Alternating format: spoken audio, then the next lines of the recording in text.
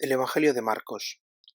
Después que la muchedumbre lo hubo aclamado, entró Jesús en Jerusalén, derecho hasta el templo, lo estuvo observando todo, y como era ya tarde, se marchó a Betania con los 12. Al día siguiente, cuando salió de Betania, sintió hambre. Vio de lejos una higuera con hojas, se acercó para ver si encontraba algo, y al llegar no encontró más que hojas, porque no era tiempo de higos. Entonces le dijo: Nunca jamás coma nadie de ti. Los discípulos lo oyeron, llegaron a Jerusalén, entró en el templo y se puso a echar a los que traficaban allí, volcando las mesas de los cambistas y los puestos de los que vendían palomas, y no consentía a nadie transportar objetos por el templo. Y los instruía diciendo: ¿No está escrito: mi casa se llamará casa de oración para todos los pueblos? Vosotros, en cambio, la habéis convertido en cueva de bandidos. Se enteraron los sumos sacerdotes y los escribas, y como le tenían miedo porque todo el mundo estaba asombrado de su doctrina, buscaban una manera de acabar con él. Cuando atardeció salieron de la ciudad. A la mañana siguiente, al pasar, vieron la higuera seca de raíz. Pedro cayó en la cuenta y dijo a Jesús: Maestro, mira, la higuera que maldijiste se ha secado. Y Jesús contestó: Tened fe en Dios. Os aseguro que si uno dice a este monte: quítate de ahí y tírate al mar, no con dudas, sino con fe en que sucederá lo que dice, lo obtendrá. Por eso os digo, cualquier cosa que pidáis en la oración, creed que os la ha concedido y la obtendréis. Y cuando os pongáis a orar, perdonad lo que tengáis contra otros, para que también vuestro Padre del cielo os perdone vuestras culpas. Jesús ya llega a Jerusalén. Saltándonos la escena de la entrada solemne que leemos el Domingo de Ramos, escuchamos hoy la acción simbólica en torno a la higuera estéril y la otra acción no menos simbólica y valiente de Jesús arrojando a los mercaderes del templo. La higuera no tenía frutos, no era tiempo de higos o ya se había gastado. Jesús, con todo, se queja de su esterilidad. Su lamento nos recuerda el poema de la viña estéril de Isaías: una viña que tenía mi amigo, esperó que diese uvas, pero dio agreces. Y Jesús pronuncia unas palabras duras contra la higuera: nunca jamás coma nadie de ti. En efecto, al día siguiente la higuera se había secado. Si Jesús hizo este gesto es porque apuntaba a otra clase de esterilidad. Es el pueblo de Israel, sobre todo sus dirigentes, el árbol que no da frutos que Dios pedía. Israel ha fracasado, Israel es la higuera seca.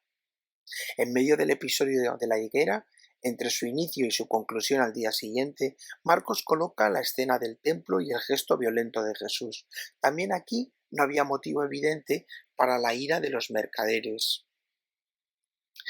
Vendían animales para el sacrificio o cambiaban monedas y estaban en el atrio. Contaban con todos los permisos de los responsables y no parecían estorbar el culto. Lo que hace Jesús es de nuevo un gesto simbólico, tal vez no tanto contra los mercaderes, sino contra los responsables del templo.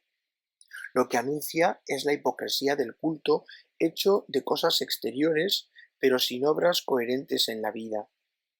Ya los profetas como Jeremías habían atacado la excesiva confianza que tenían los judíos en el templo y en la realización, eso sí, meticulosa, de sus ritos. El culto tiene que ir acompañado de la fidelidad a la alianza. También quiere subrayar Jesús que el culto del templo debería ser más universal, sin poner trabas a los extranjeros. Los mercaderes hacían que los que venían de fuera tuvieran que cambiar la moneda pagana, que se consideraba impura, por la judía, para poderla ofrecer en el templo. No sería extraño que en este comercio hubiera además abusos y trampas, aprovechándose de los forasteros. Jesús quiere que el templo sea casa de oración para todos los pueblos, lugar de oración auténtica y no una cueva de bandidos y de ajetreo de cosas y comercio. Hoy va de quejas por parte de Jesús, y lo peor es que también podría estar defraudado de nosotros por nuestra esterilidad o por el clima de nuestras celebraciones litúrgicas.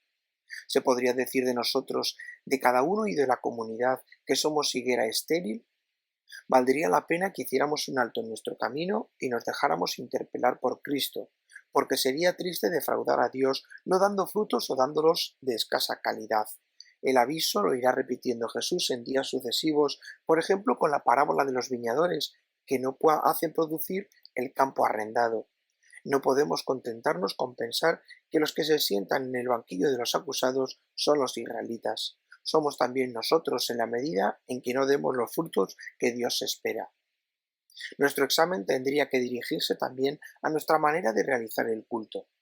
¿Mereceríamos nosotros un gesto profético parecido de Jesús, purificando nuestras iglesias de toda apariencia de mercantilismo o de acepción de personas?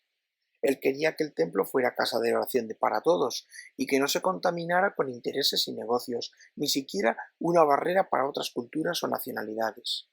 El Evangelio de hoy termina no solo invitando a la oración llena de fe, sino también a la caridad fraterna, sobre todo el perdón de las ofensas. Cuando os pongáis a orar, perdonad lo que tengáis contra otros, para que también vuestro Padre del cielo os perdone vuestras culpas.